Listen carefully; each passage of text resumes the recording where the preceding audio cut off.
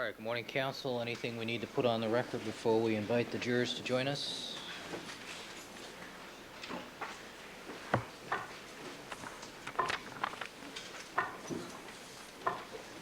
All right, Deputy Jacks, let's have the jury, please.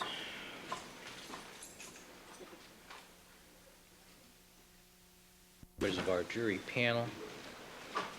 Mrs. Robertson, would you please draw the number of an alternate juror? Juror number 795, please have a seat in seat number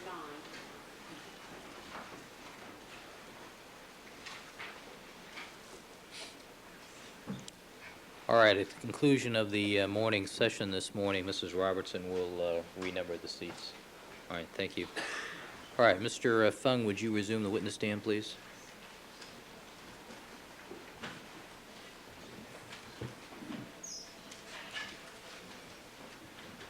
All right, good morning, Mr. Fung. You're reminded you were still under oath, sir. Mr. Scheck, you may continue with your cross-examination. Good morning, Mr. Fung. Good morning. Good morning, ladies and gentlemen of the jury. Mr. Fung, you mentioned yesterday in your testimony that you were aware that there was a protocol and procedures manual at SID. Objection. That misstates the testimony. This is overruled. Said he was aware of it, hadn't seen it. Yes or no? Are you aware of it? I am aware of a manual. I don't know if it's in effect or not, though. Yes, just to be precise, I think I asked you, are you familiar with the field procedures manual? And you answered, I am. I know one has been written, but it has not been put into effect. Is that what you said yesterday? I may have said that. I don't recall exactly. And now, are you telling us, sir, that as far as you know, there is no manual in effect that establishes protocols and procedures for your crime laboratory? Well, that's overruled. Overruled. Is there a manual? I'm not aware of one.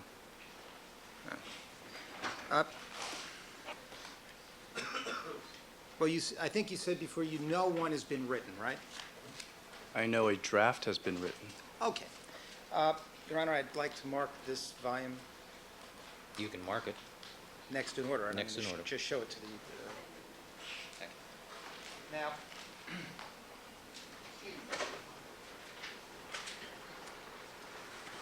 why don't you take a look at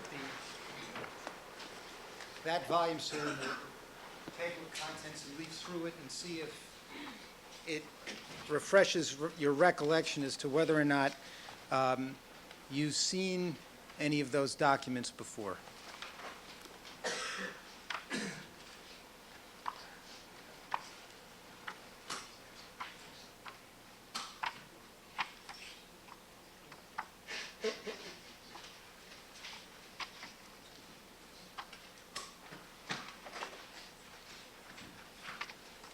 Yes, I have. Oh, so you have seen this? Yes. Oh, okay. So are you telling us that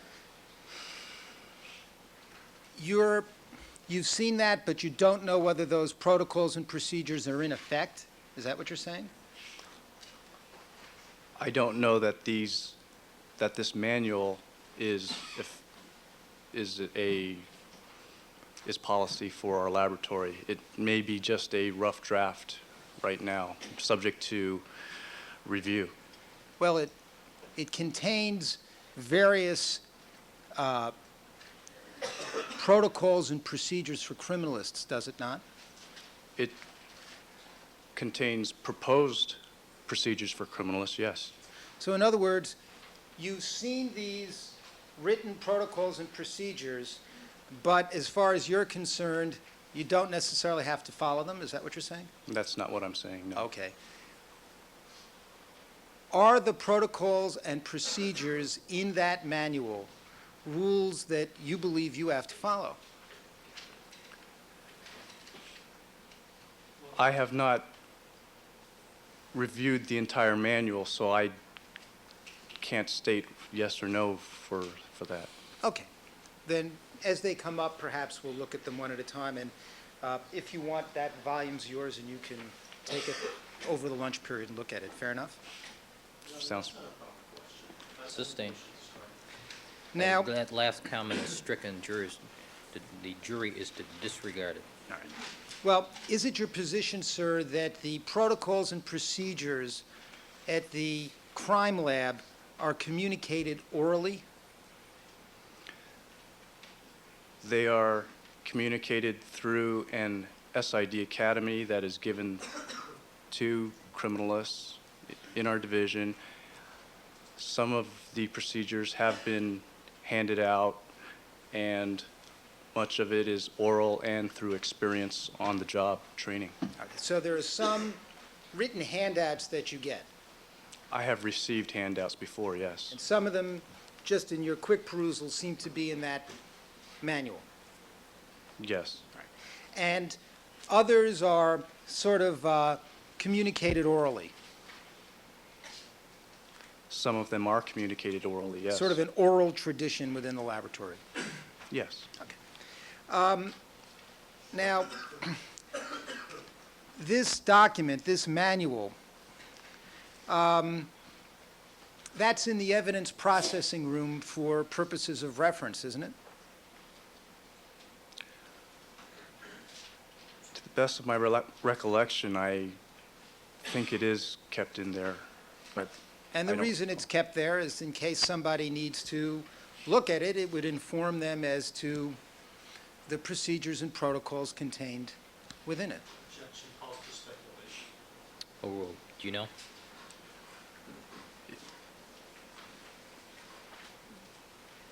that is possible. And there's also one of these manuals in your crime scene response truck. I'm not sure of that. Well, why don't you look at, may I approach the witness, Your Honor? Yes.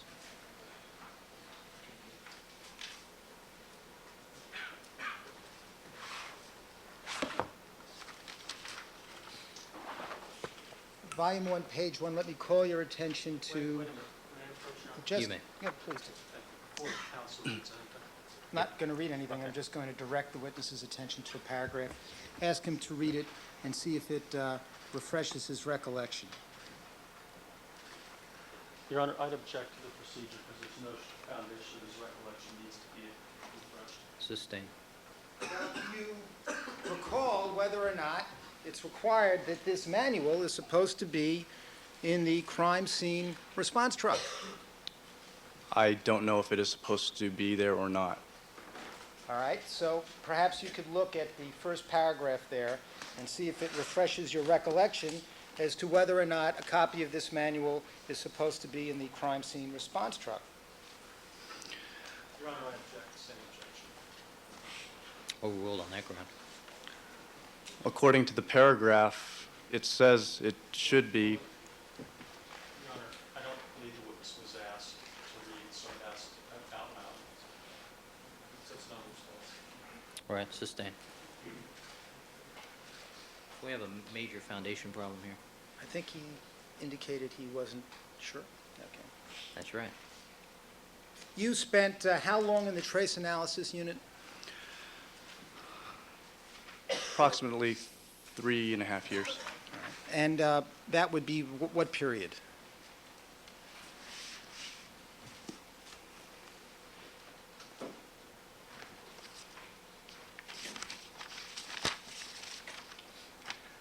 That would be from 1987 to 1990. Are you aware of whether or not a copy of this manual is supposed to be in the trace analysis unit? At that time, At any time, to your knowledge? to the best of my knowledge, this was not created until after I left the unit. Well, when was this manual created? I don't know. Well, you said you left in 1990. Yes, Would this manual have been pulled together 1992? cause for speculation. Call roll. There is a date at the bottom of the page that says Rev A, 1992. Now, is it your understanding, sir, that this manual is supposed to establish the protocols and procedures for the daily operation of the crime scene field Let me see unit? counsel at sidebar with the reporter, please.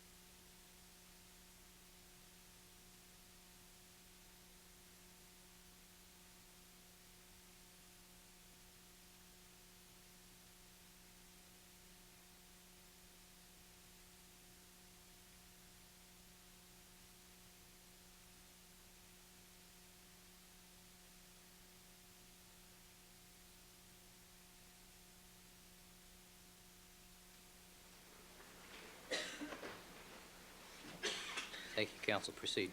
Thank you, Your Honor. I believe you told us yesterday, sir, that you got a call to respond on this case at about 5 a.m. from Ms. Mazzola. No, What time was it? approximately 5:30. 5:30. And at that time, what did she tell you? She informed me that there was a scene we needed to respond to in West LA Division. Anything more than that? She may have said it was a homicide. And you then met her next at the SID laboratory? Yes. Well, she picked you up, I guess, at home, is that it? No. We met at the laboratory. And about what time was that?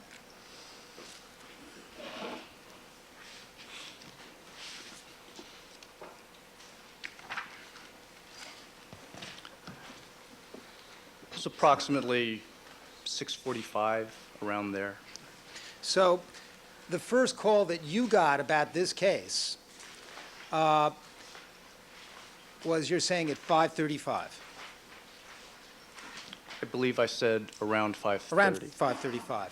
And you now realize that that's about 5 hours, 5.5 hours after Officer Risky first discovered the victims at the scene on Bundy. Sustained. Well, when you conferred with the detectives later in this case, did you ever learn when the first officer arrived at the scene? Hearsay. Call roll. Yes or no? I don't recall being informed of the exact time that the bodies were found.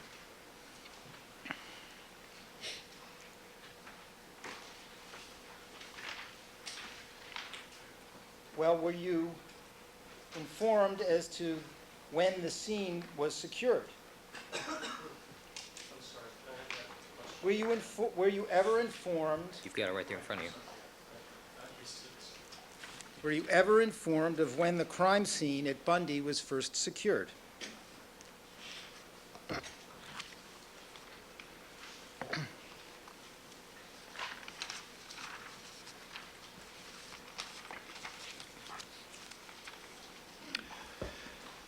It may have been discussed by Detective Lang when he gave me my walkthrough. When you arrived, you arrived at the Rockingham location about 7:15?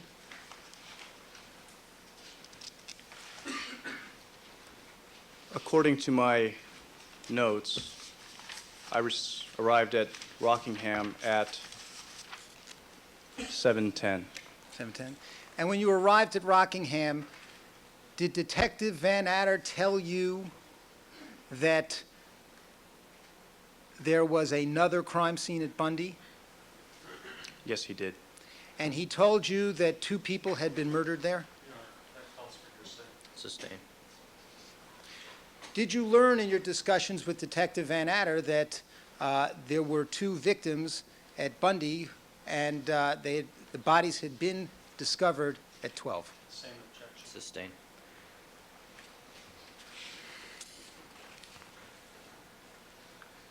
Is there any requirement that the criminalists should arrive at the crime scene as soon as possible? A requirement? Yes. Any rules or procedures as to how long it should take for a criminalist to arrive at a crime scene once you receive a call? Once we receive a call, we try to respond within an hour if it is possible. Within an hour? We try to, yes. Okay. So, Ms. Mazzola called you at 5:30, Yes. and you got to the scene at Rockingham at what time you're telling us? 7:10. 7:10. So, what's that, an hour and 15 minutes from the time you were called?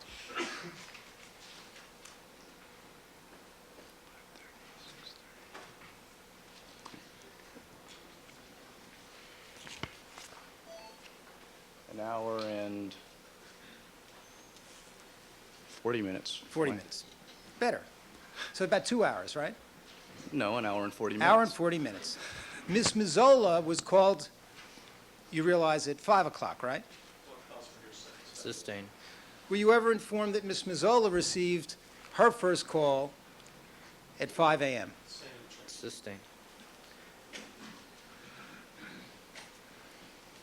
So your response time to Rockingham was an hour and 40 minutes. Yes, it was. All right. Now, when you got to Rockingham, you had a conversation with Detective Van Adder, did you not? Yes, I did. And it's a requirement that you should have a discussion immediately with the officer in charge of the investigation. A requirement? Yeah.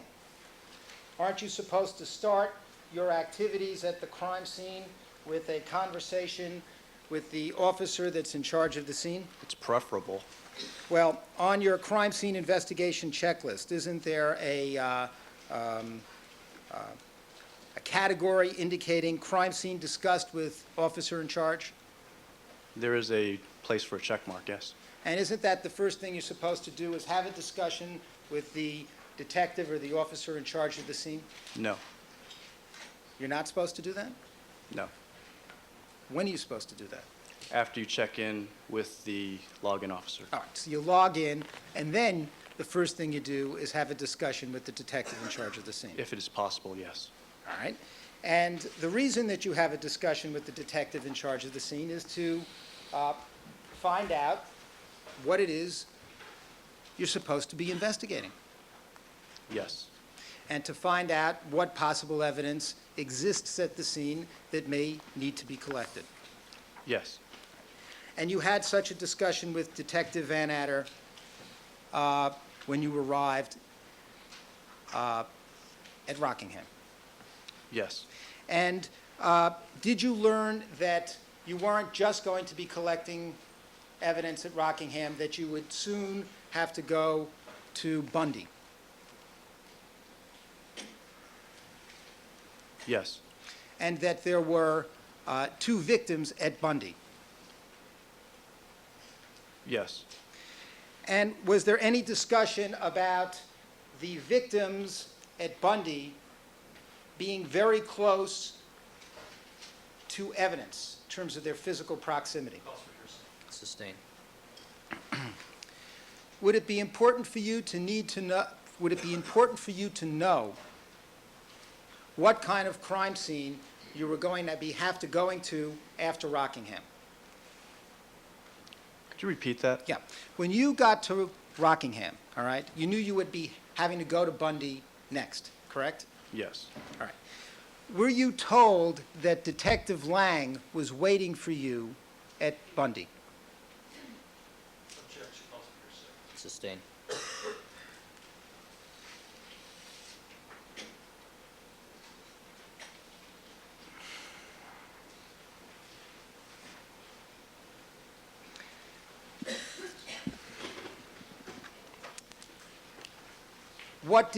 How, were you given instructions by Detective Van Adder to just collect one stain at Rockingham and then move on to Bundy? No. Were you ever informed that there was a plan for the criminalists first to go to Bundy, just collect a red stain off the Bronco, and then move as quickly as possible to Bundy? Sustained. Your Honor, may we approach for a minute? Sure, with the reporter.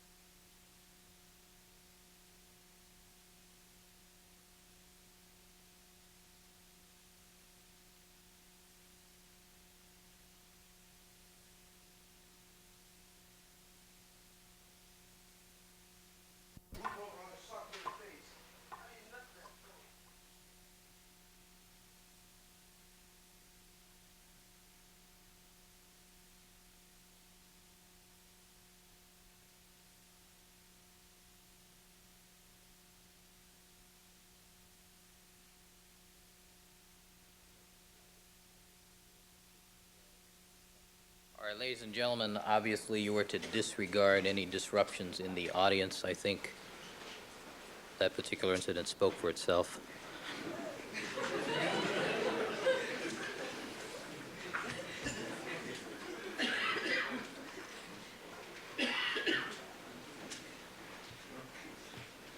Hold on. Mr. Scheck. Thank you. Mr. Fung, when you arrived at the Rockingham crime scene, did Detective Van Adder tell you that Detective Lang was waiting for you at Bundy? I don't specifically recall if he mentioned it was Detective Lang himself, but he did mention there was another scene at Bundy. Right. And did he tell you that at that scene there were, it was a double homicide and there were two victims' bodies there? Yes. And was there a discussion of the need to arrive at Bundy before the coroners? For the criminalists to get there before the coroners? No. Generally speaking, isn't it certainly desirable for the criminalists to arrive at a homicide scene before the coroners? From my point of view, Yes. yes. And the reason that you want to arrive at a homicide scene before the coroners is you want an opportunity to examine the scene and the evidence at the scene before the bodies are removed.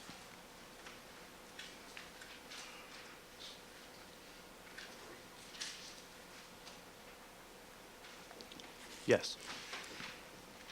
And that's because you want to be able to document that scene in its original condition as best you can.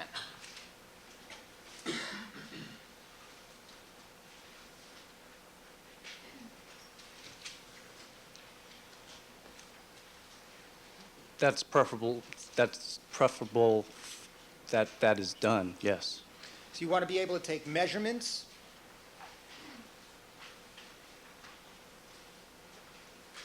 Yes. You want to be able to direct the forensic photographer about where to take pictures. Yes.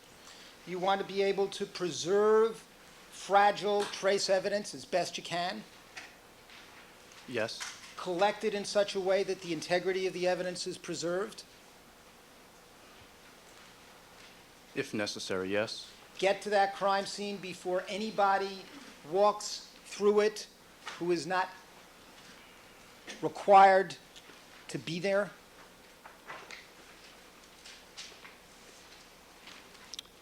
Yes. So when you arrived at Rockingham now, you're telling us you didn't know when the first officer had arrived at the scene at Bundy, is that right? Yes. But did you have an idea of how many hours it was, without knowing the precise times? How many hours the victims had been at Bundy without any criminalists arriving at the scene? Your Honor, that calls for speculation and hearsay. Over. I only knew that the crime scene from Bundy was from the night before, in the early morning hours or the night before. So you knew it was the early morning hours, and now you were arriving at Rockingham at around 7:15, 7:20. I object, that misstates the testimony. Sustained. Again. Now, in your discussion with the Detective Van Adder, did he express any urgency to you that you should finish your work at Rockingham quickly to get to Bundy?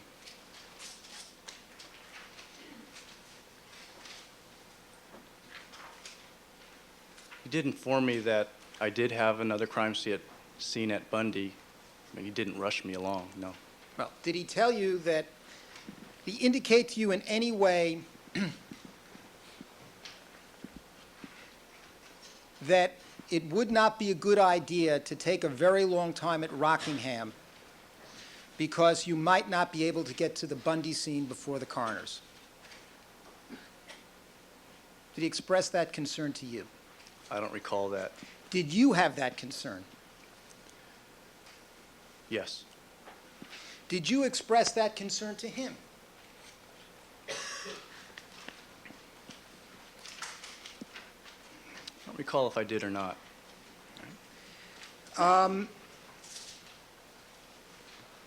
Did you tell Detective Van Adder that you thought you might need some extra help because you had these two crime scenes?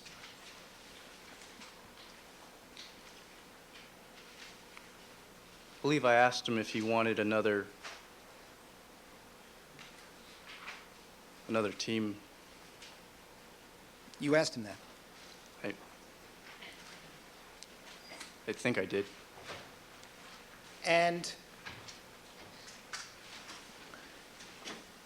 you asked him if he wanted another team because you believed that it was important to get criminalists to Bundy as soon as possible.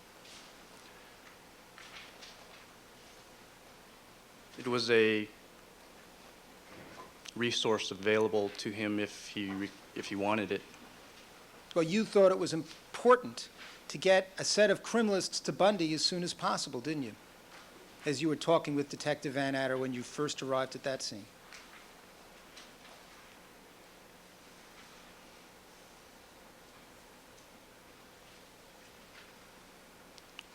I left it up to his discretion. He told you that that wasn't necessary? He never said that.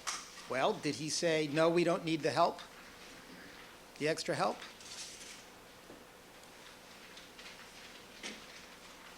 I don't recall if he ever said that. Well, do you have any recollection as to how he responded to your suggestion that it would be a good idea to get some backup, to get another team to Bundy? Your Honor, it's irrelevant, it calls for hearsay. Sustained. before you spoke to Detective Van Adder, you placed a call to SID, did you not? Yes, I did. To notify supervisors. Yes. And that's because you thought that this was a case that required immediate notification of supervisors. Yes. And when you placed that call at 7:15, you knew that there were 2 crime scenes? I don't know if it was exactly at 7:15, but I knew that there were 2 crime scenes when I made the call. All right. Well, did you call SID and speak to a woman named Lisa Scippetta, or Sibetta, somebody from toxicology? You remember of making a first call to her? I believe my first call was to criminalist Flaherty in toxicology. You were looking for a supervisor. Yes, I was. You were looking for Michelle Kessler. Yes, I was. She's the head of the laboratory, or was the acting head at that time? She was a co-acting. Co-acting head? All right. But you were looking to talk with her, were you not? I was looking to speak with a supervisor. Right, because you, and that's because, well, you tell us. What was it that was going on in your mind that led you to call for a supervisor before you even arrived at the Rockingham scene? There are guidelines within our laboratory that if there is a high-profile case or a double or triple homicide, something like that, that supervisors be notified. Those were the policies you and I discussed yesterday. Press, unusual case, do you remember discussing those? Yes. All right. Have you ever seen a written handout in the manual with respect to those policies? No, I haven't. Well, moving on. So you felt the need to call for the supervisor at 7:15 before you spoke to Detective Van Adder, right? Before I spoke Yes, to him? before you spoke to Detective Van Adder, you made this first call to SID looking for Michelle Kessler. No, That first notification call was not before you spoke to Detective Van Adder? it was after. It was after? Yes.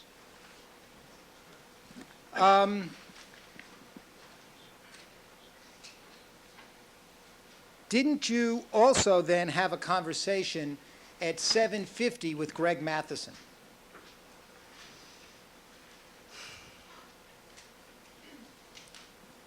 In that time frame, yes.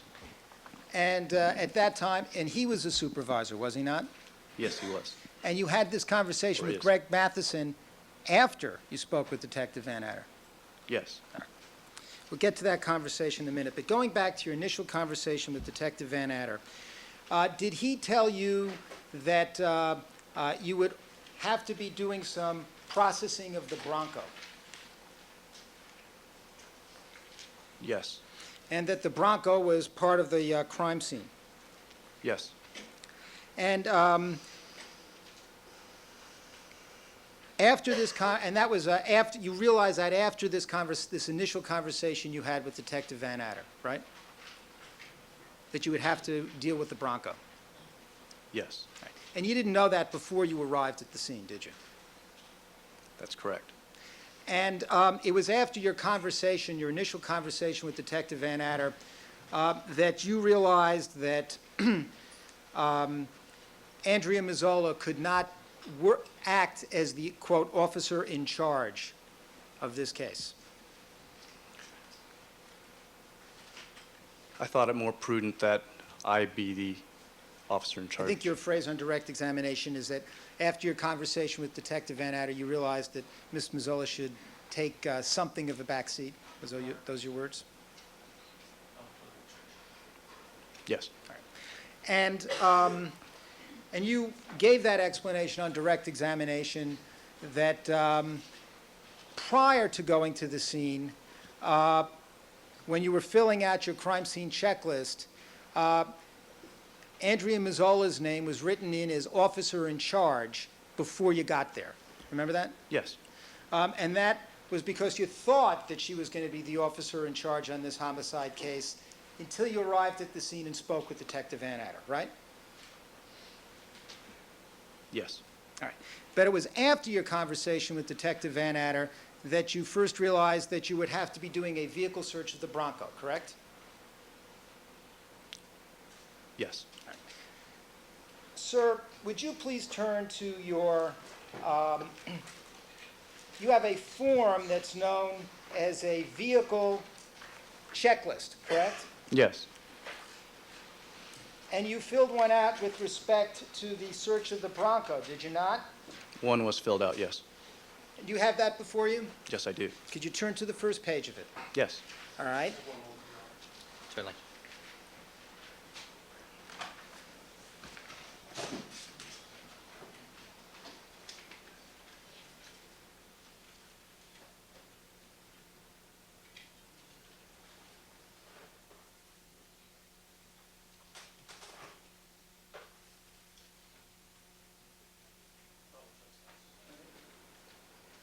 Now, this vehicle checklist form, was that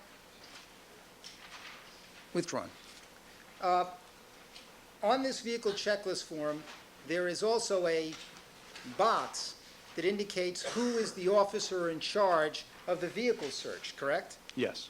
And on that box,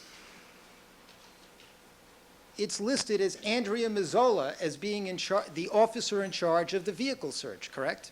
Yes. So, are you sure that you hadn't given up the idea that maybe Miss Mazzola would still be sort of acting as the officer in charge when you got to Rockingham? I don't understand your question. You told us the only reason that Andrea Mazzola's name was written in as the officer in charge on the Rockingham checklist is that it was filled out before you got to the scene, right? That's what you said on direct.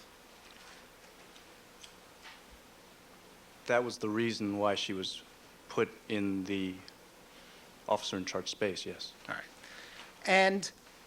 But after you'd gotten to the scene, and after you first learned that you would have to be searching the Bronco, Andrea Mazzola was still listed on the vehicle checklist form as the officer in charge, right? Yes. Now,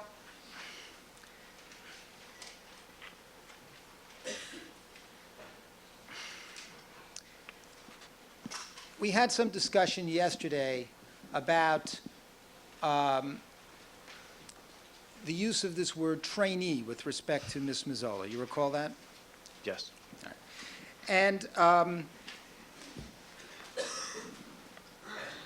you don't like the description of Ms. Mazzola as a trainee. You don't think that's fair to describe her on June 13th as a trainee. Is that right? Overruled. I think a better description of her is criminalist 1. Criminalist 1. But in terms of her level of experience, you don't feel that it's, what word would you like to use? If not trainee, would you feel more comfortable with the word novice? That she was a novice in processing crime scenes? It's vague, too. All right. We understand that when you hire on at SID, you automatically, day one on the job, you're a criminalist 1, right? If you're hired in that capacity, yes. Right, so when you get on the job, you're immediately a criminalist 1, fair to say? Yes. But being a criminalist 1 doesn't tell one much about the level of experience that you have, correct? In regard to, How many crime scenes you've processed, what you know. that's correct. And so it's a period, would you say that the course of, there's a course of training as a criminalist 1 that one goes through in terms of experience?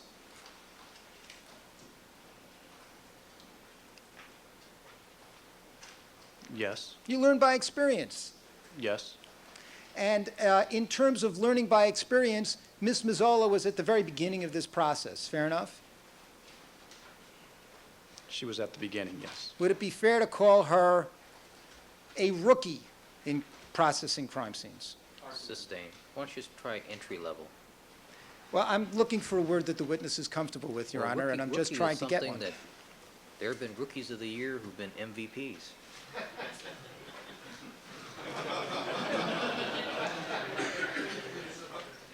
Sure thing. Well, would you call her a novice? Your Honor, it's argument.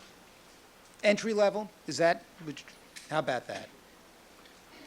Yes, She's an entry-level person at the beginning of her learning by experience process, at the beginning of it. she's starting it, yes. She was starting out. Yes. Now, did you tell Detective Van Adder, when you were having this discussion with him about whether help was needed, that Ms. Mazzola was this entry-level person who was starting out? Your Honor, it's irrelevant. Overruled. I don't recall that, no. You didn't tell him. I don't recall if I did or not.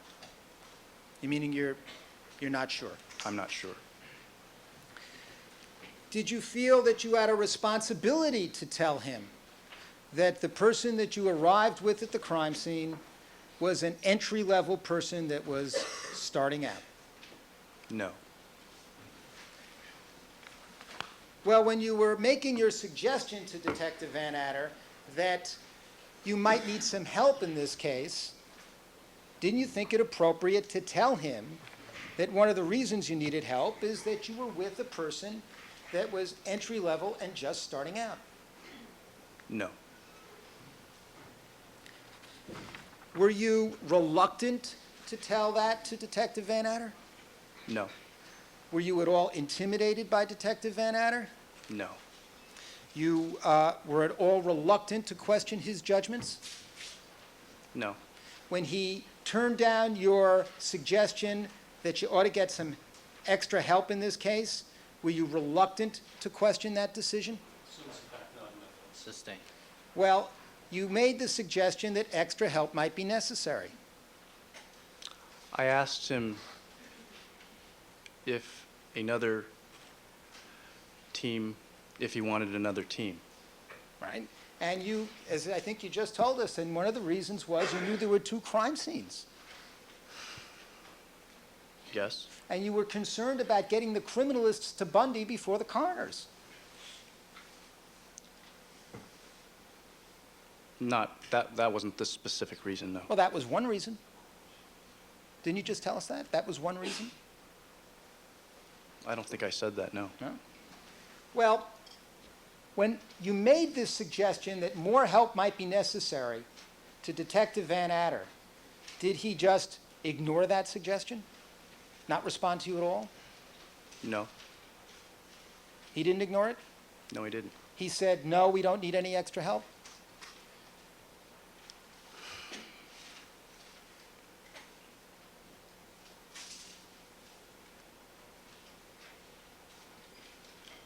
I believe he said something to the effect that he preferred that one team handle both crime scenes so that the chain of custody would not be messed up. That's what he said? Something to that effect. All right. And when he said that, did you then respond to him, well,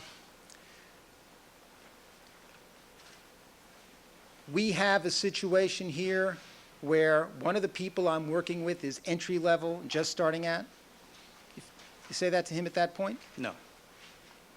Did you express any concern to him that whatever worries he had about chain of custody, it was still more important to get another team of criminalists to Bundy before the coroners arrived? I did not say that to him. Do you have that concern when he said to you, no, I just want to continue with one team? Did you have that concern? Your Honor, I have checked and this was background evidence. Maybe I could be heard about that. Explain it.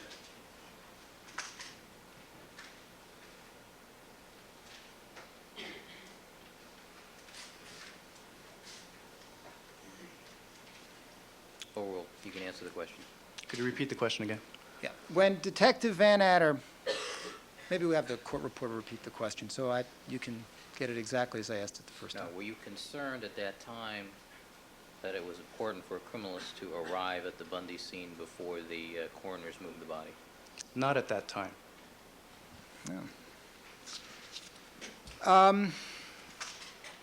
Now, were you worried when Detective Van Adder turned down your suggestion that other criminalists be called in to help? Were you worried about the fact that you were working with this person who was entry level and starting out? No. Were you worried that when you were working with a person who's entry level and starting out, that processing the crime scene would be slower?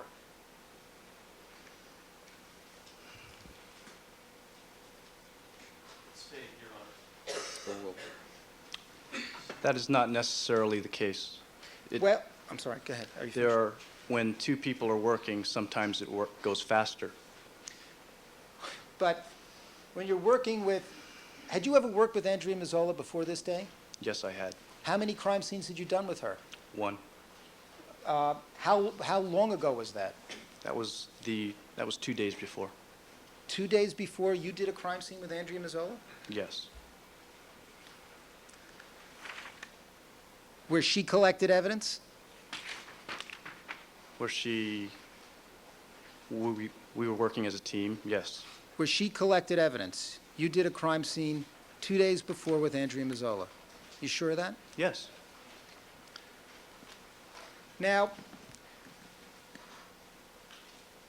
you had no concern, were you worried, withdrawn, when you're working with a person who's entry level and starting out, don't you feel it's required for you to observe what she's doing more than you would if it were some other criminalist 2 or 3? Yes. So wouldn't the need to observe what this entry-level person was doing make processing the crime scene slower? Not necessarily. Well, if you have to observe her, you can't be off doing something else. That's correct. And you don't think that would make it slower? Where I would lose time in one area, I could make up time in another area because there are two people there. Well, if there were 2 people there, both of whom were trained, it would go faster, right? Not necessarily. No? Were you worried that working with an entry-level person in a high-profile case would put a lot of pressure on her? Was I worried about it? Yeah. I was aware of it. Were you worried about it? Your Honor, I'll object. It's irrelevant whether it was worried about it. sustained.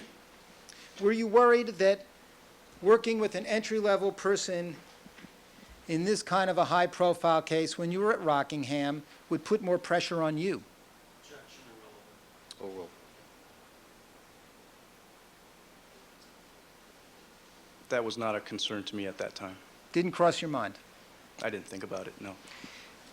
Were you concerned that working with an entry-level person in this kind of case would produce a greater chance of mistakes? Was that a concern of yours that morning at Rockingham?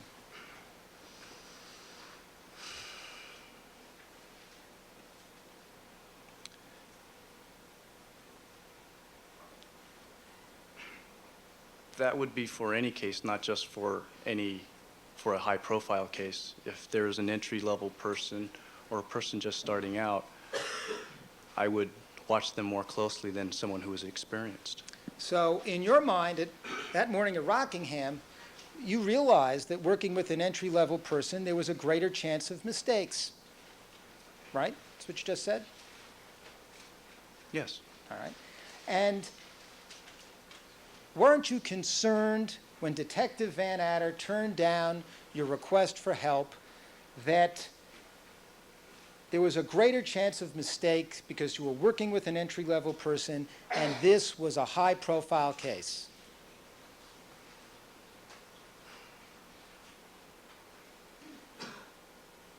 Got a lot of factors in there. Could we go through them one at a time? Sure. Asking you, we agreed that you knew when Detective Van Adder turned down your suggestion for extra help that this was a high-profile case, right? You knew that. Yes. You knew that you had to go to another crime scene where there was a double homicide. Yes.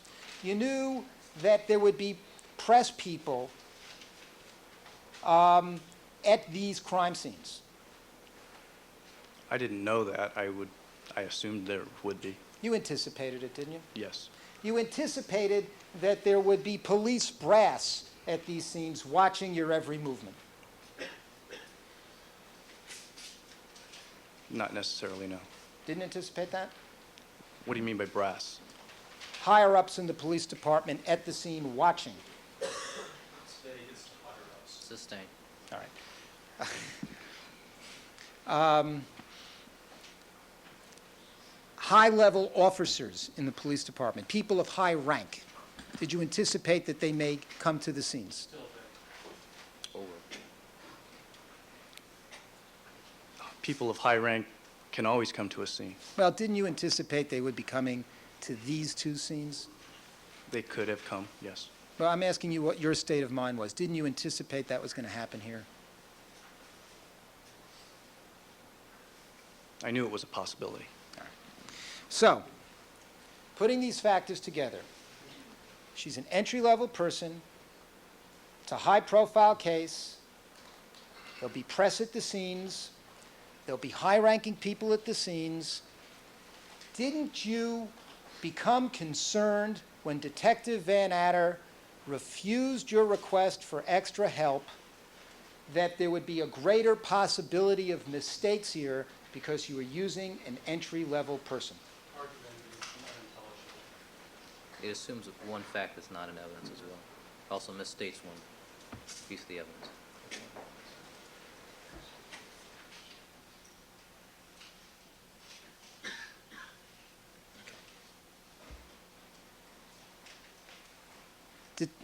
Maybe the word refused is a problem here. Detective Van Adder did not take your suggestion for extra help, right? I did not suggest to him. You made a suggestion to Detective Van Adder that extra help was needed, right? No, Not I. what he said. You asked him if he wanted extra help, Yes, all right? And he told you no. that's correct. We're focusing on that moment. Now, at that moment, reviewing the factors again, entry-level person, press case, high-ranking officers at the scene, didn't you think at that moment that there was going to be a greater chance of mistakes being made unless you got extra help? Your Honor, same objections. Overruled.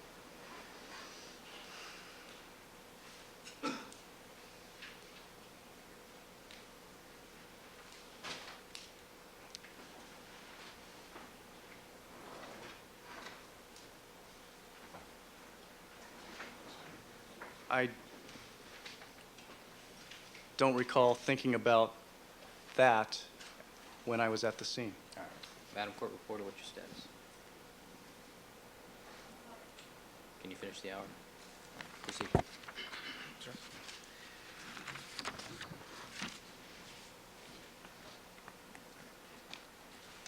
Do you think it was a mistake not to follow up with Detective Van Adder and say, Detective Van Adder, I think that we really ought to get more help in this case? Your Honor, I- Push him a little harder? Argument is it has to be answered. Sustained.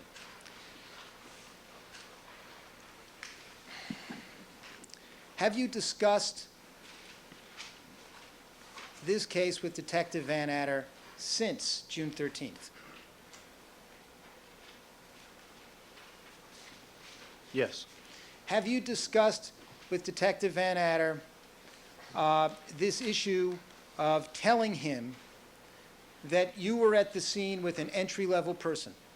No. That hasn't arisen.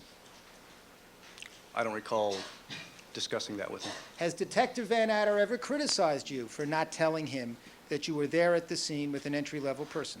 I object that misstates the evidence. Sustain. Did Detective Van Adder ever tell you that he didn't think an entry-level person was the kind of person he would like working on this case? Did he ever state that? Yes, did he ever state that to you? No. Now, Detective Van Adder asked you to process a red stain on the Bronco, Yes. and he told you that the Bronco was part of the crime scene. Yes. But there was no yellow tape around that Bronco, was there? That's correct. And there should have been. Not necessarily. Wasn't it proper to have a yellow tape surrounding that Bronco so that nobody could get to it, secure it as being within the crime scene? It is not absolutely necessary to put up yellow tape to denote a crime scene. Well, isn't it appropriate to put up yellow tape to surround important items of evidence to make sure people don't approach it and touch it? If the circumstances require it, yes.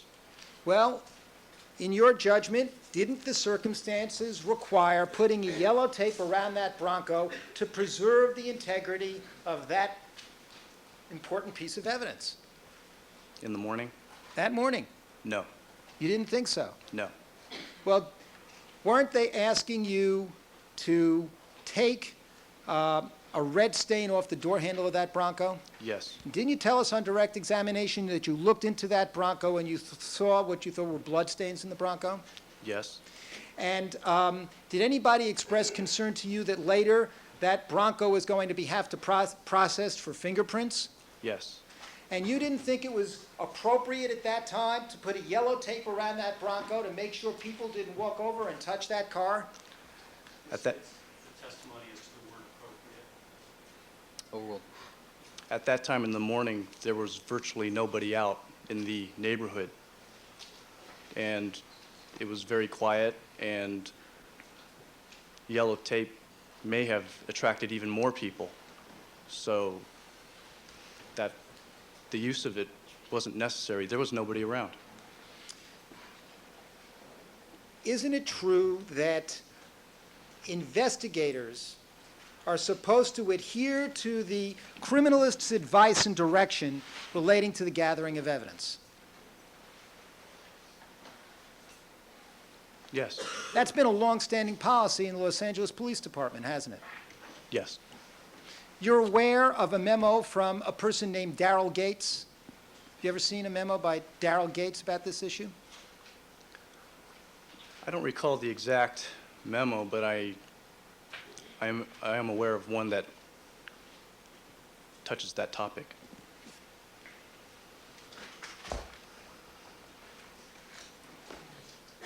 You have that manual. Let me see if I can. Who is Daryl Gates? I'm not from around here. Daryl Gates is the previous police chief. He was a police chief here for a long time, wasn't he? Yes. And to your knowledge, in your 8 years at SID, has there ever been any conflict between criminalists who go to investigate the scenes and the detectives who are in charge of the scenes in terms of proper procedures for collecting evidence? Irrelevant. Overruled. I've been with SID for 10 years. I'm sorry. And I am not aware of conflicts, as you have stated. In your 10 years at SID, you've never had a disagreement with the detective at a crime scene as to how evidence should be gathered? That's irrelevant, Your Honor. Oh, well, In my experience? Yeah. In my experience, I will make my Scheck, suggestions. Excuse me, Mr. Scheck, you're going to have to stand someplace where you don't block the jury's view. Oh, I'm very sorry. Thank you. In my experience, I will make my suggestions to the detective, and I have always had the detectives cooperate with my suggestions. Well, that didn't happen in this case, did it? How do you mean? Well, you made a suggestion to Detective Van Adder that you were going to need more help, and he didn't take it. I object. Sustain.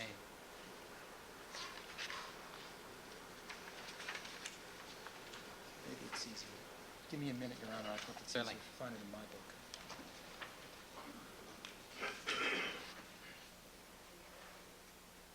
Show you that document. Have you ever seen that document before?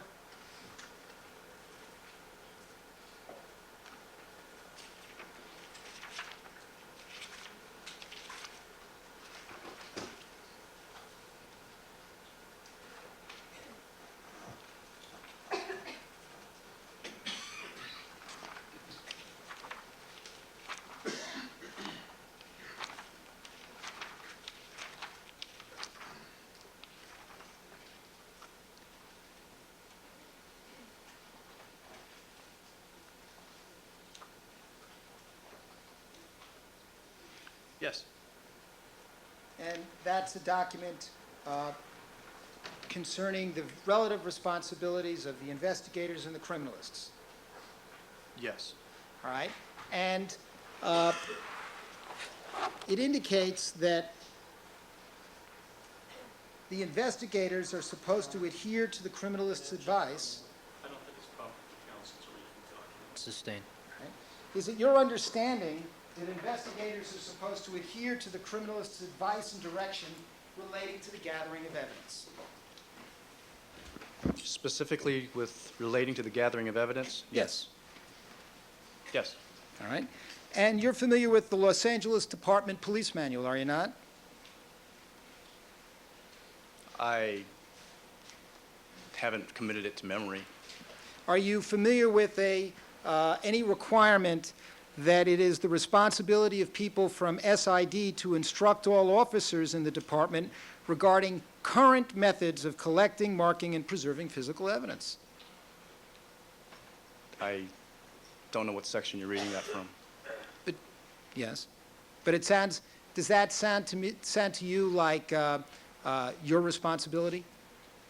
Your understanding of what your responsibility is? It's not relevant. Oh, well. You can answer the question. Yes. Now, you were saying to us that you didn't think it was necessary to put up a yellow tape to protect the Bronco in the morning Yes. because you didn't think that there were a lot of people on the street in the morning. Yes.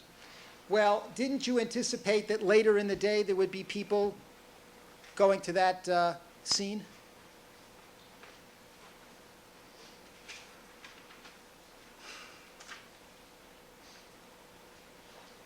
Yes. I mean, you knew at this point that one of the victims in this case was the former wife of Mr. Simpson. Vegas to this point. Sustain. At 7:15, when you arrived at Rockingham, you knew that one of the victims in this case was Mr. Simpson's ex-wife. No. Did you know that you were at Mr. Simpson's house? I knew that was his residence. Did you know that Detective Van Adder regarded Mr. Simpson as a suspect? I don't recall if he relayed that to me or not.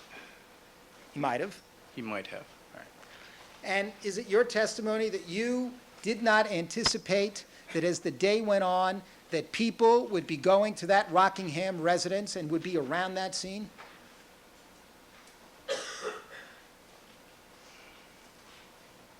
I anticipated that the Bronco would have been towed away and put into impound.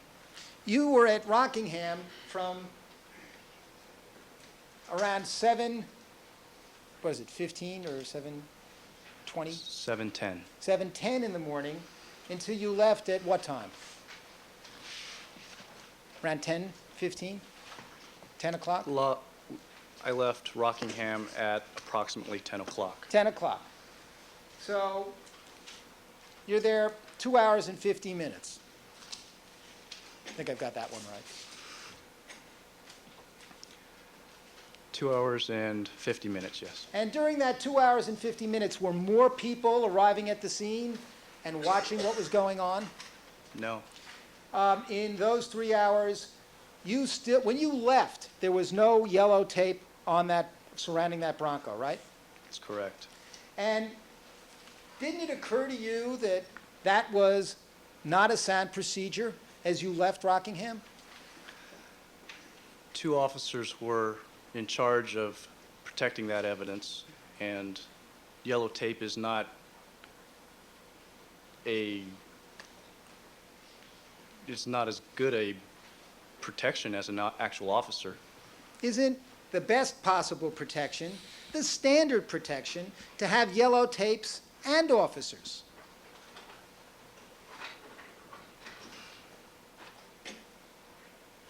That is one method. Isn't it true that, withdrawn, was it your decision as to whether or not a yellow tape should be put around that Bronco? No, Well, aren't you the person that's supposed to essentially be calling the shots with respect to how evidence is gathered?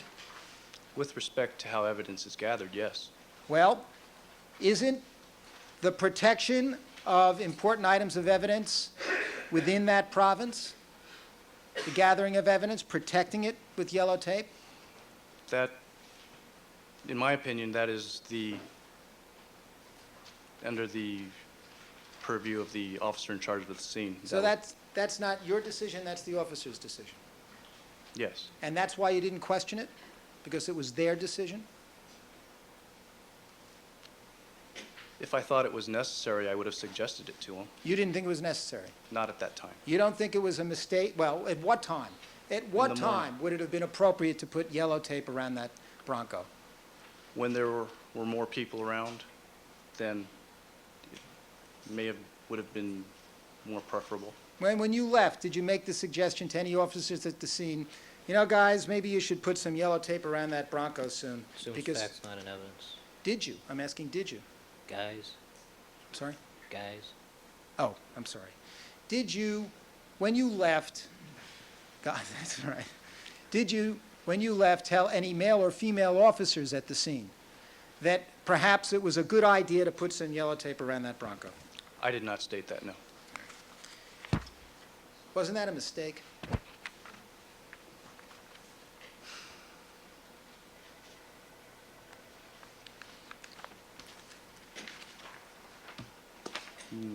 I don't know if it was a mistake or not.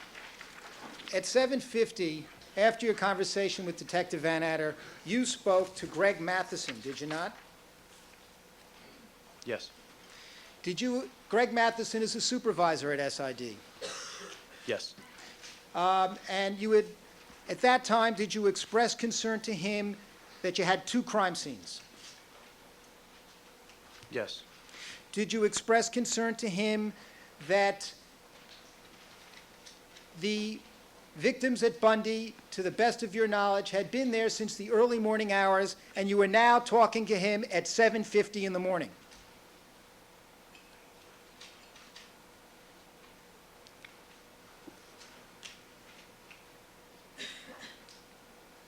I did speak to him regarding the circumstances as I knew them.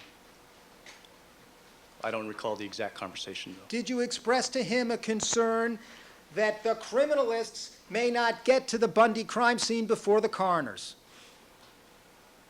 I don't think I expressed that to him, no. Did you express to him a concern about using an entry-level person who was just starting out to do the work in this case? I told him who was with me. Did you tell him anything about the level of experience of Ms. Mazzola? I don't think I had to. And that's because you thought he had knowledge of Ms. Mazzola's experience level. Yes. Did you discuss with him the fact that you had suggested to Detective Van Adder that more help was needed?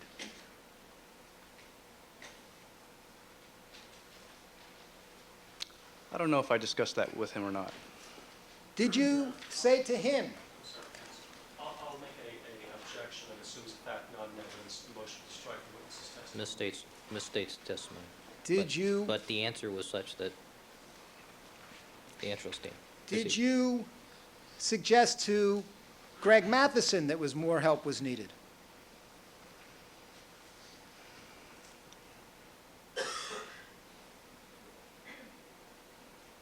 I don't know if I said that or not. I don't think I did. Did he ask you if you needed more help?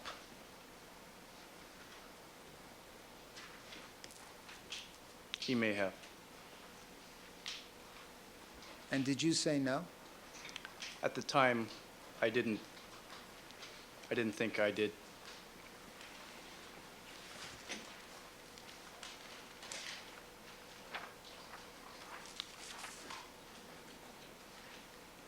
Now,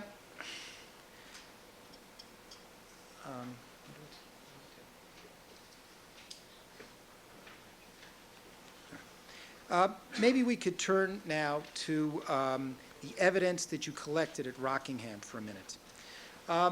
You indicated that there were a number of red blood drops. Is that correct? That you observed? Yes. Now, did you, in terms of how you and Ms. Mazzola approached this, did you perform any what's known as phenolphthalein tests on those blood drops? Yes. I'll object based upon the earlier rulings. Oral. Proceed.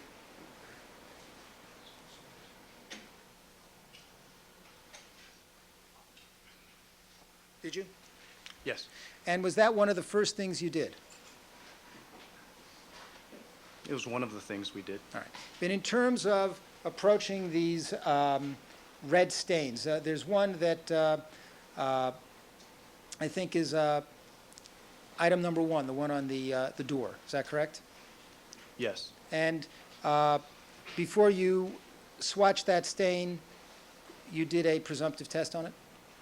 Yes. All right. And before you took a picture of that stain, you did a presumptive test on it?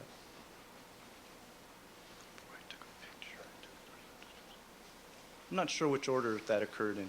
Well, with respect to the next, there's item number 4, correct? That's a red stain that you found. Yes. All right. Did you first go out and measure that before you took a picture of it? Measure its location? I'm not sure if the picture was taken first or the measurement was taken first. Did you do the presumptive test on number 4 before you took the picture? Best of my recollection, yes. All right. And you did that with item number 5 as well? First the presumptive test and then the picture? I believe so. And item number 6, I believe? Yes. And item number 7? To the best of my recollection. And item number 8?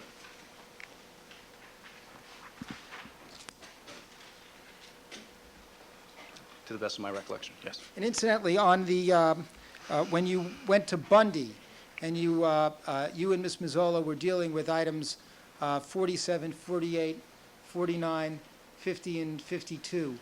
Did you follow essentially the same process? Essentially, yes. So you did the presumptive tests on those items first, and then the pictures were taken? I don't know the exact, Could have happened that way. yes.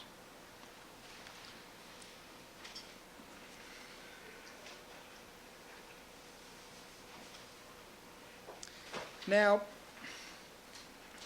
in terms of these red stains that you found, would you agree that the pattern of red stains that you found was leading from the residence to the Bronco or the Bronco to the front door of the residence?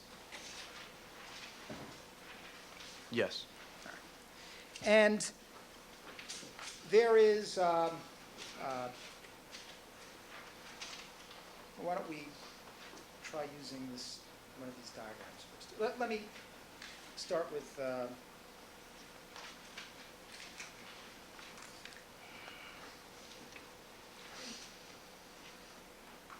one of the prosecution's boards, if I might.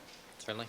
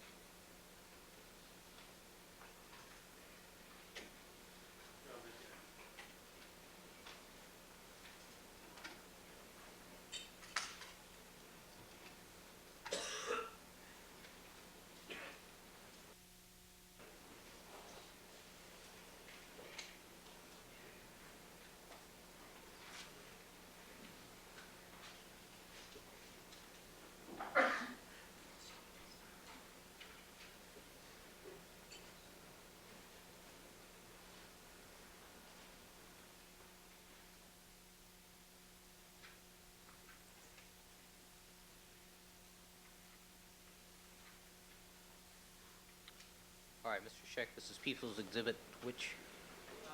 Yes, it's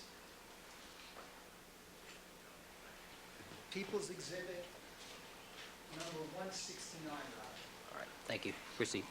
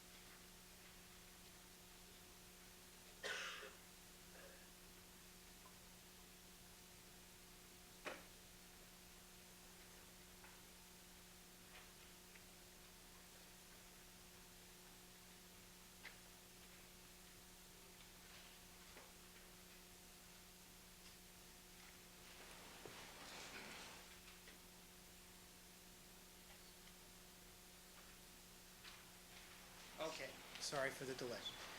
Mr. Fung, could you step down here with me for 1 minute?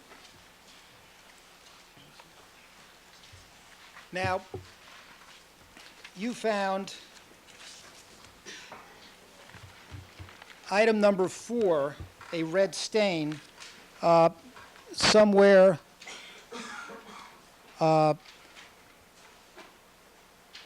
just Council for a second.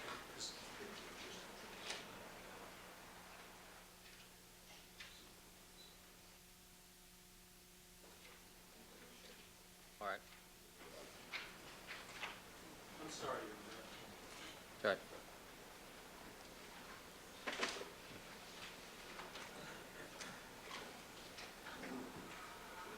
Much better. Thank you, Mr. Douglas.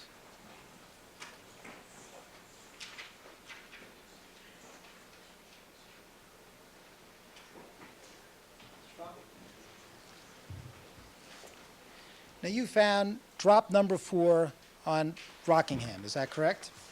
Yes, I did. All right. And you measured that to be, I guess, 83 9 inches south of the south curb, 2 feet west of the south curb. Yes, Approximately where I'm pointing here on the diagram, is that correct? approximately here. Then you found a red stain that you identified as number 5. Could you point approximately to where that is on the diagram? If it helps, you... Referring to a sketch. Right. In fact, is it this sketch that I have right here? Yes. Okay, that's the sketch that you filled out at the time that this was filled out at the time it was recovered, correct? Yes. All right. So if you want to come over, you can look at my sketch. I'll just hold it out for you. Okay, so approximately here, that's in front of the gate, right? Yes. All right. Then you found drop number 6. Could you show us where that is? Which is, okay. Now, approximately. Now, would you not agree that there were about 4 or 5 feet between drops number 4 and 5? Approximately. All right. And if one were to start on a line to the place that I'm pointing here, what would you describe that in terms of the gate? What direction would you describe that as being on this diagram? The northwest side of the gate? This is northwest, I don't know. Northwest as it's depicted on this diagram, I guess. And you're referring to the fence or the gate? Just a gate The gate on this itself? line, yeah. If one were to basically... Right here would be the north end of the gate. Okay, from the north end of the gate, if one were to walk in a line to the area where there's the garage is depicted, okay? See what I'm saying? You're saying from here to here? No, from here to the pathway. From here to here? That's right. If you were to draw a line, right, walk on a line from that entryway to the gate directly to the pathway, okay? How many feet would you estimate that roughly to be? I don't recall the dimensions. I'd have to see something. Have Detective Van Adder ever discussed a theory with you that Mr. Simpson came home in this case and opened the gate, all right, and then walked along the south pathway to the area where the glove was recovered? No, it's irrelevant, and it's also hearsay. Sustained. Well, just going on a line, all right, from where you found drop number 6, okay, to the south pathway, right? Yes? You didn't find, that's about, how many feet would you estimate? I told you I couldn't give you an estimate. Well, the distance from the gate to where the glove was recovered was approximately 250 feet. From the gate to the glove, Yeah. I'll have to take your word for it. Are you All right. testifying, Mr. Scheck? I asked him that question. He said, I'll have to take what you say. Tell you what, let's try it this way. I'd like to mark this document as defense next in order. 1072. Have you seen this document before, Mr. Fung? Yes, I have. And what is it? This is a sketch? No, it's a surveyor's drawing of the Rockingham residence. Right.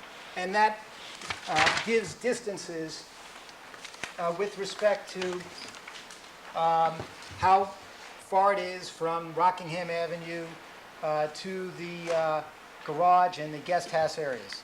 Yes, it does. And that was drawn by a surveyor. You are aware of this. Yes. And as far as you're concerned, it's accurate.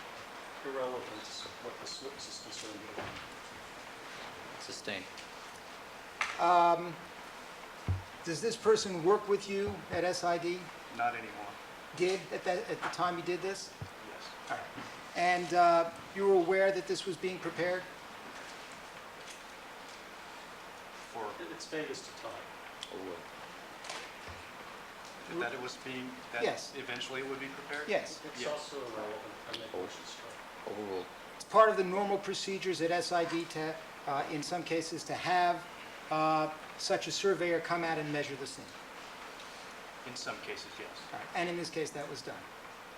Yes. And it's done in the regular course of business at SID when appropriate. Your Honor, I'd make a motion to strike. I don't think there's any foundation, personal knowledge. Overruled. Right? And in appropriate cases, in the regular course of business at SID, these kinds of surveyor's diagrams are prepared. Yes. And the person that prepares it, to your knowledge, has an obligation to make those measurements accurately. Irrelevant. Overruled. To the best of his ability, yes. Your Honor, I would offer this diagram and ask that it be put on the Your Honor, Do the measurements on that appear to be accurate? Please, very All right. Proceed.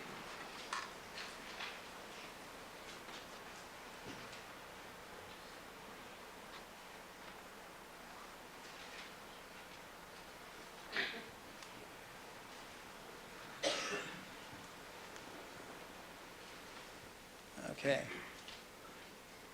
Now, looking at that, wouldn't you agree that the distance between the gate and where the glove was found is approximately 250 feet? Your Honor, I object because it calls for speculation. The witness can only testify what he sees. Sustained.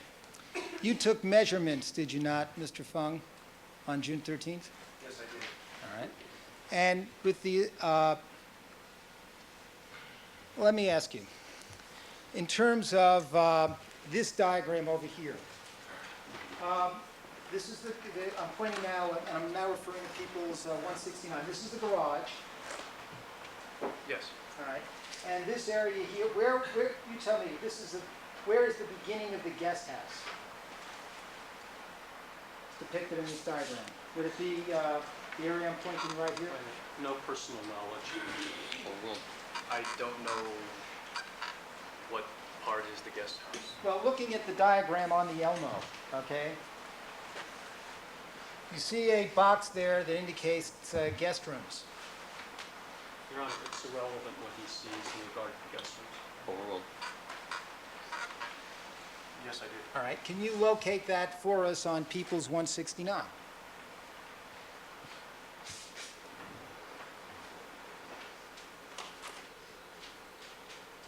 Appears to be this area here. Where does it start? The area designated guest rooms, would that begin at what is marked on People's 169 as the area that says office? This diagram appears somewhat different from the diagram up on the board. In what respect? There is no indentation in this area here. All right, let the record reflect that the witness is indicating that there is an indentation between I guess the horizontal area between what is the office and the area where there's a call out for number 14. Is that correct? Yes. Your Honor, for the record, I believe he indicated that there wasn't an indentation. Yes. There wasn't an indentation on 169, but there is one on the defense exhibit that you see projected on the Elmo, Yes. which is accurate. I would have to refer to photographs or visit the scene again. I don't recall. All right. But other than that indentation, I'm just trying to get you to tell us if where the area that is indicated as guest rooms on the diagram on the Elmo is on People's 169.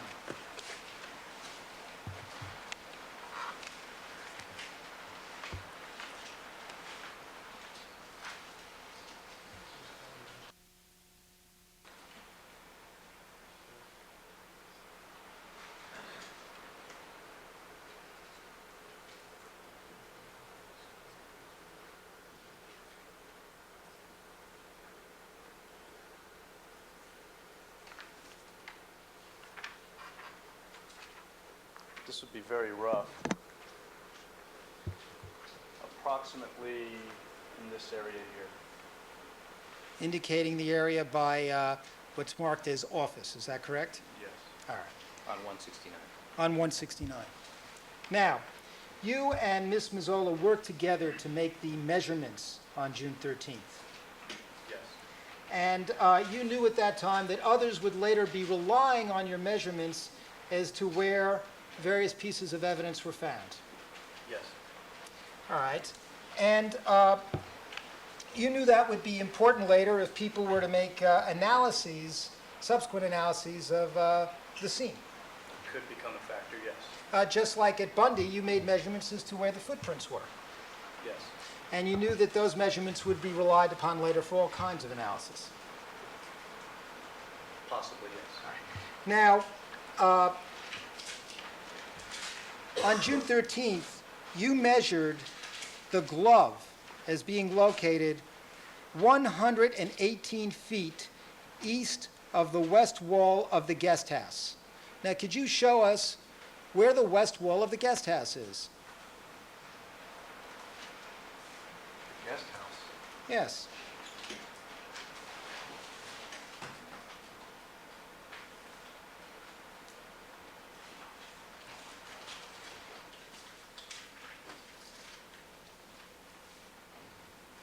I believe my description of the location was 118 feet east of the west wall.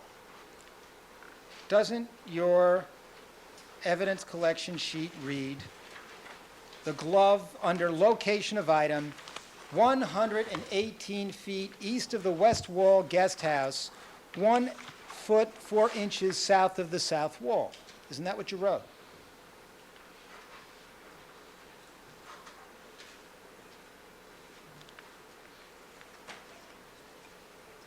That is what Criminalist Mazzola wrote, yes.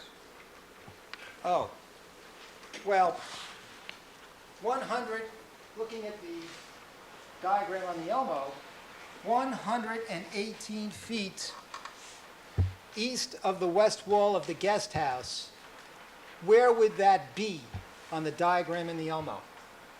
That is not the point of reference that is referred to. I didn't ask you that question. Where would that be? Then it's irrelevant. Mr. Fung, objection, that move to strike his answer as being not responsive. My question, Mr. Fung, is where, looking at the diagram on the Elmo, would a location 118 feet east of the west wall of the guest house, 1 foot 4 inches south of the south wall be? Objection, irrelevant. Sustained. Mr. Fung, the measurement here is wrong, isn't it? As you are interpreting it, it is wrong, but from where I know the point of reference is, the measurement is correct. Well, let's put it this way. Very close to where it was. Is it your testimony that the entry here of 118 feet east of the west wall of the guest house, 1 foot 4 inches south of the south wall, that entry as written is an incorrect entry? That's incorrect. There Your was no- statement is incorrect. Excuse me, Mr. Fung. I object. There was no testimony to that effect. Motion to strike. Overruled. Answer will stand. Can you answer that question? Your interpretation of that entry is incorrect. Well, the entry itself, if one were to measure 118 feet east of the west wall of the guest house, that would be a location that is far beyond this air conditioner, all the way somewhere into the planting area out back, I right? object. That's irrelevant. Sustained. Well, if one were to call the guest house, as I think you previously did, this office area, is that correct? As depicted on People's Counsel. 169? Counsel, I've sustained 4 irrelevancy objections in a row as to that question. Are you saying that Ms. Mazzola, when she made an entry here, was incorrect? I am not saying that. You're saying that, well, what was the guest house then? The guest house is the approximate location or area to locate where the glove was. All right, so you're saying 118 feet east of the west wall of the guest house, that No, was your wait a reference minute. point. No, that's not what I'm saying. What are you saying? What I am saying is the guest house in that entry depicts the general location of where the glove was. The 818 feet east of the west wall is from this point here. So you're saying 118 feet east of the west wall, and then guest house that follows it, that is not the west wall of the guest house you're referring to? He's misreading the, Let's- Sustained, rephrase the question. Could we put up on the Elmo the entry that we're talking about, just so everybody can see it? Can you see it? Can you focus on it?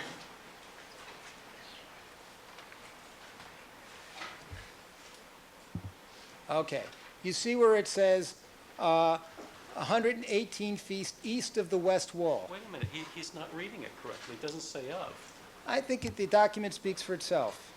You see the entry where it says location of item?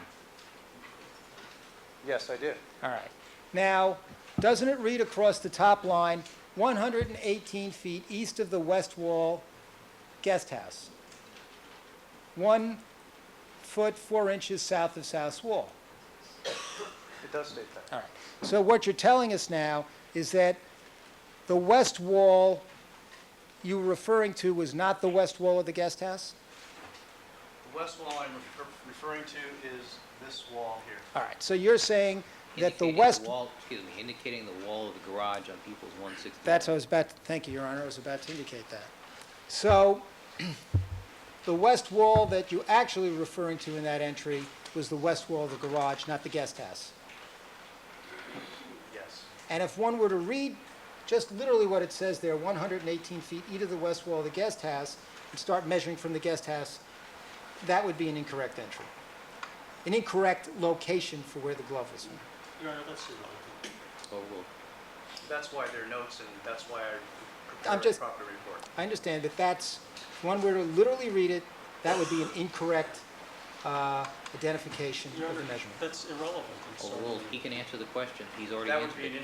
incorrect interpretation of what is there. All right. Thank you. One, few more questions while we're here. Now, if one goes on a line from where you last found drop number 6, okay, along this south wall, all right, this is a driveway. Counsel, is there a wall there? Well, it's actually shrubbery, thank you. Along this shrubbery, on a line to the south walkway, okay, that's a driveway area. Yes, it is. Right. On that line, you found no red stains.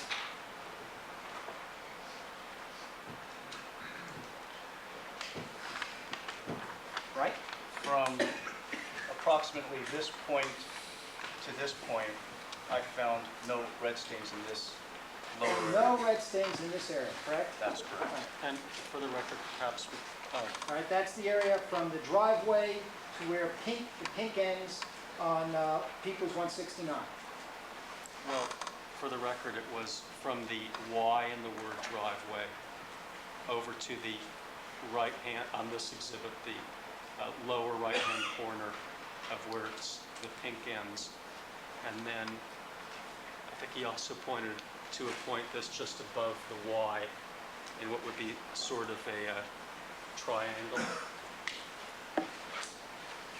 Is that Yes. Mr. Goldberg saying correct? All right. Now, there's now an area that's in yellow, okay? Yes. Now, as one walks down in the area that's yellow on Peoples 169, there's about 4 steps, To the best of my recollection, yes. all right? And then there's a cement area, cement walkway area, Yes. all right?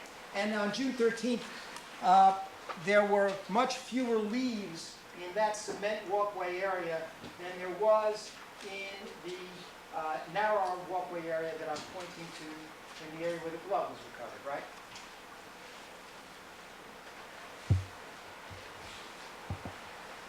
I don't recall exactly which had more more leaves. I do recall there was areas that had a lot of leaves and other areas that had less leaves, but I didn't make a note of it. Well, in terms of the, there are more trees overhanging the area that I'm pointing to now that starts with, what would you call this point? How do you want to describe it? Want to call it, what demarcation do you want to use? This point I'm over here that's just to the left of the call-out box that's 14.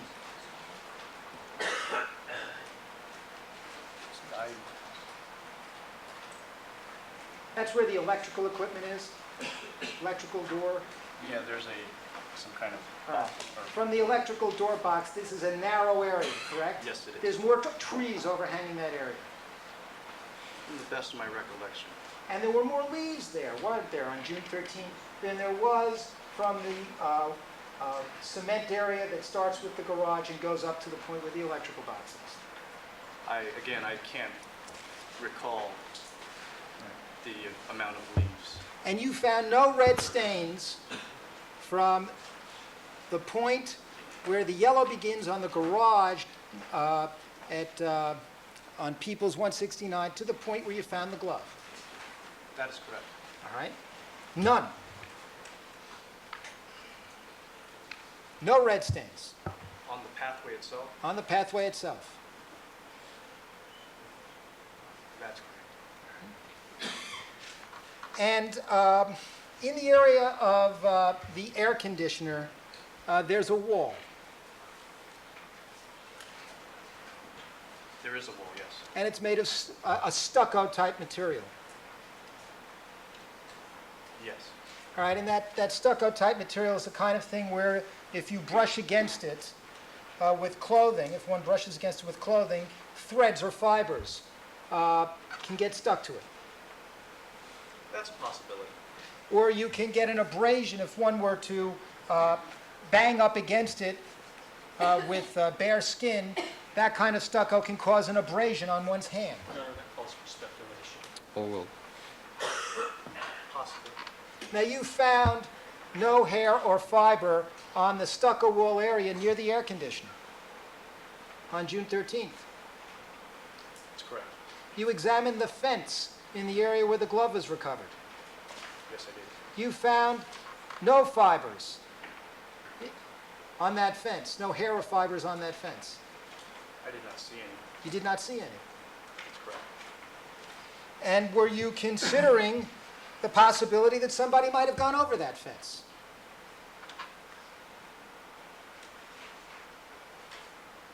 Yes.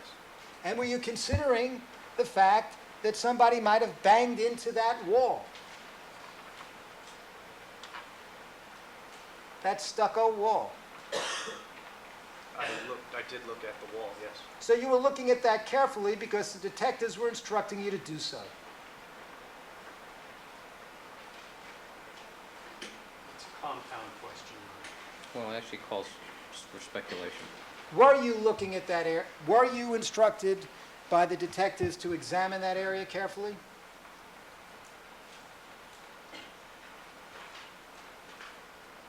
Yes. And you found no fibers on that stucco wall. That's correct.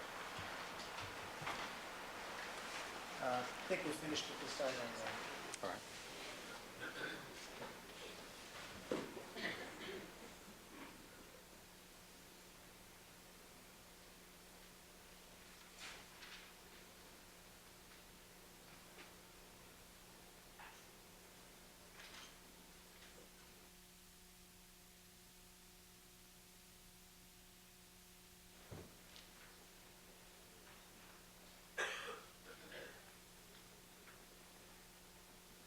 Do you know whether or not there is an automatic sprinkler system at the Simpson residence?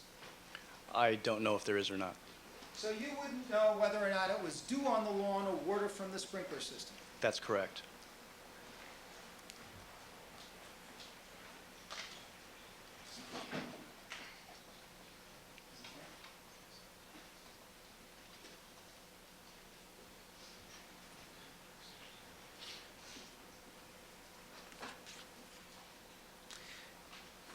Now, you indicated on direct examination that you were the person that went back and recovered the glove, item number 9.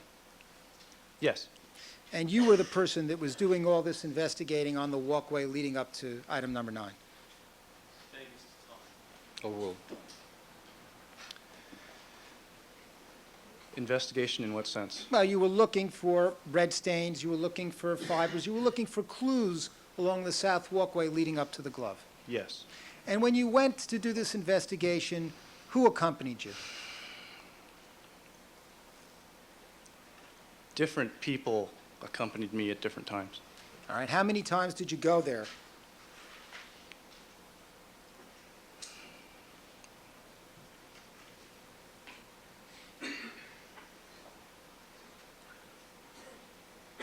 Approximately four. Four that I can remember. Who was there the first time you went? The first time was with the walkthrough, and I don't recall whether it was Detective Furman and Detective Van Adder who were both at that walkthrough at that time, or just Detective Van Adder, or just Detective Furman. But Well- one of the detectives did escort me back there on my walkthrough, And this was about how long after you got to the scene? maybe 5 minutes into the scene. And was Miss Mazzola with you? I don't recall if she was with me or not. All right, how long after that did you then go back and look at that area again, walking towards the glove? Till the next time I went to Yeah. that area, I don't have About how many minutes? I couldn't give you a good estimation. Who went with you? The next time was with Miss Mazzola, Just the two of you. to the best of my recollection. And you were carefully walking down that path looking for evidence. Yes, And at that time, were you taking measurements? yes. All right. And you had not, how close did you get to the glove? Within feet of it, How many? 1 or 2 or 3. And had you noticed the blue object on the other side of the fence that you've identified as item number 10? I may have seen it, but I didn't identify it as being relevant evidence. And tell us about the third time you went. The third time I went was with the photographer. And who was that, Mr. Rokar? I believe so. And when he was walking down that path, did he bang into the air conditioner? No, You don't recall that? no, I don't. All right. And that was Mr. Rokar went with you and you directed him to take a photograph. I believe so. And that's part of your job. You're supposed to direct the forensic photography. Yes. And then the fourth time you went there, you went with whom?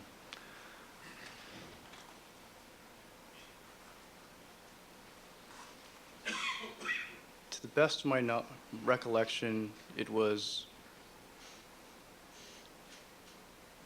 myself. I went by myself, and Detective Furman went on the other side of the fence. So, in other words, you were walking down the south walkway and Detective Furman was walking on the other side of the fence. That's how I remember it. Two of you were walking parallel? Well, we ended up at this opposite ends of the fence, yes. And then it was Detective Furman that pointed out this blue object on the other side of the fence? I think he had indicated to me that there was one before that point, and he went over to, at that point, to help me collect it so I wouldn't have to walk all the way around. Well, wait a second. You're the criminalist, right? Yes, And you're saying that Detective Furman volunteered and he rushed down that south walkway. He walked down that south walkway, right? I don't know if he rushed or walked. All right. He was the fellow that went down there and he picked up the evidence. At my request. What about Miss Mazzola? You couldn't use her? To the best of my recollection, Miss Mazzola was picking up the blood evidence 7, or the red stains 7 and 8 at that time. Well, did you perform any measurements at that point on the, that blue item, that blue plastic item? Yes. Well, did you measure it? How did you do that? Did it with It- Detective Furman? The plastic container, was almost parallel to the glove, so I made an estimate as to its location. And you didn't go around the fence to take a look at anything around that plastic container. You left that to Detective Furman. Yes, I did. But it's your job, I guess. Well, isn't it your job as the criminalist to be collecting the evidence?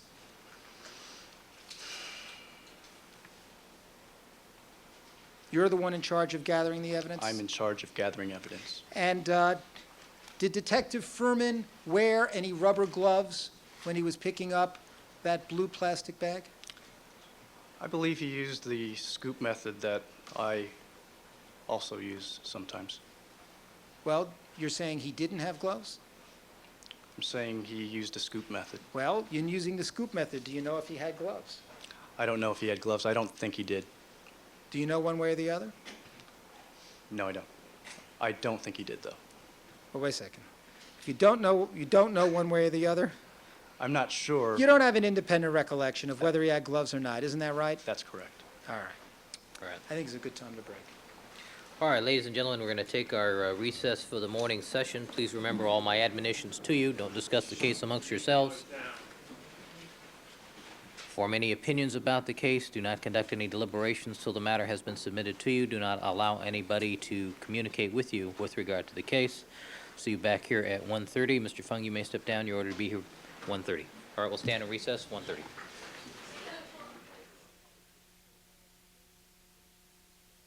Not before we invite the jurors to rejoin us. All right, counsel, today we're going to go to 3:15 for our break. Change court reporters, go to 4, and then take up the motions regarding coroner's reports at about 4:10. All right, let's have the jurors, please.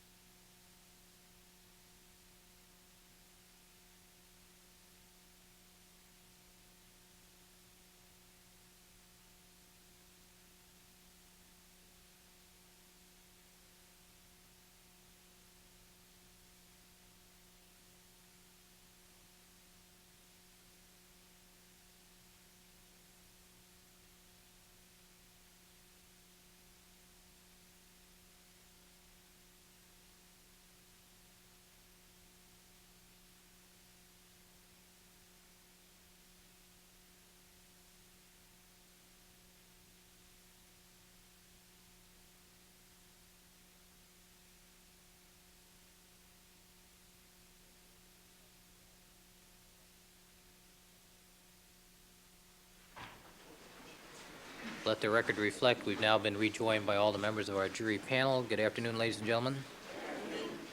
Mr. Fung, would you resume the witness stand, please?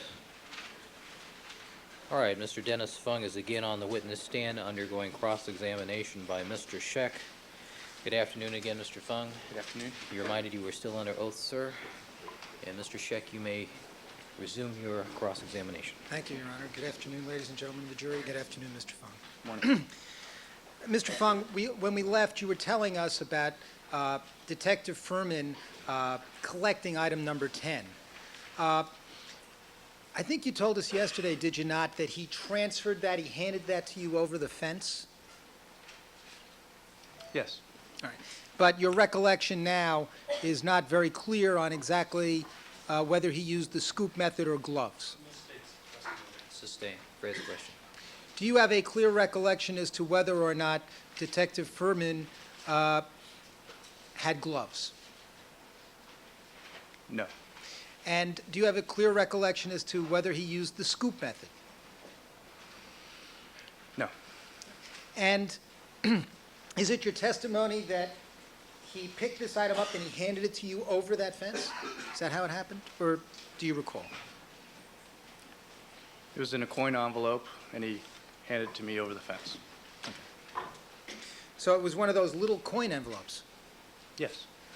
And given the fact that it's a little coin envelope, would it not be difficult to be using the scoop method with the coin envelope?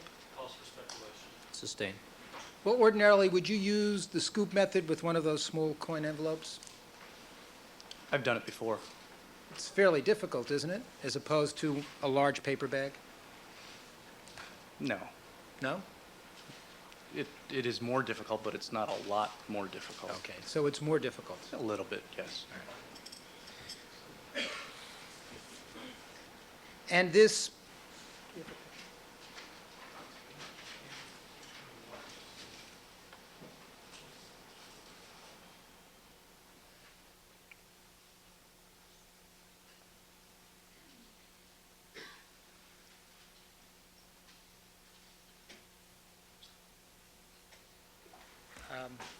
ask this photograph be marked as defendant's next in order, 1073. 1073. All right, defense 1073. May I approach the witness? You may.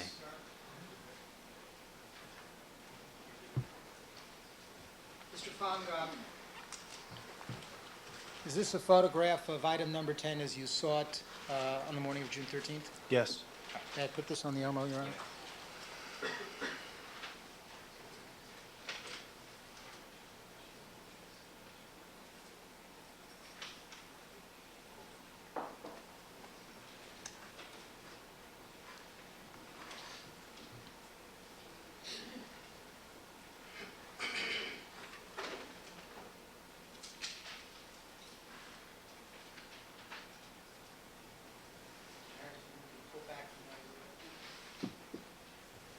Mr. Fung, given the location of that item number 10, if one were to use the scoop method there, you might get some leaves or debris into the coin envelope.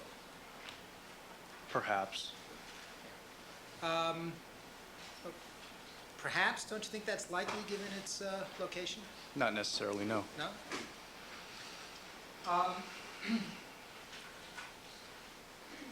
And to the best of your recollection, there are no leaves in that coin envelope, are there? To the best of my recollection, yeah, there are no leaves in the... All right. So, if Detective Furman were to have used gloves and picked that up and put it into the coin envelope, it would be less likely to have leaves in it, wouldn't you think? Your Honor, it's irrelevant. Calls for speculation. Mr. Fung, let's move on to the Bundy crime scene. You arrived there about what time? I arrived there at 10:15 in the morning. And before you got there, did it come to your attention that a still photographer had already been on the scene and had taken pictures? Yes. And there was